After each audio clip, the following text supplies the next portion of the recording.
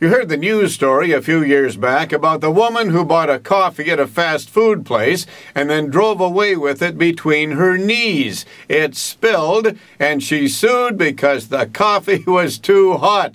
Various websites tell of a prisoner who tried to sue himself because of something he did when he was drunk, which was a violation of his religion, so he wanted the government to pay because, of course, he had no income. Well, add to this list the Calgary woman convicted of putting pins in pastry at a grocery store. She wanted to sue the store for naming her and shaming her husband, leading to his suicide, leaving her a widow with children to raise. She also complains the store is responsible for her not being able to get another job. So what would she use as a precedent?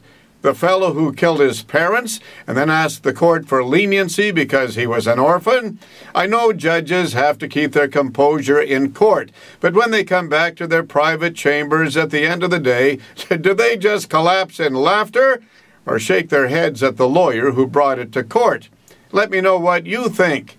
Or, no. I'm Bob Layton.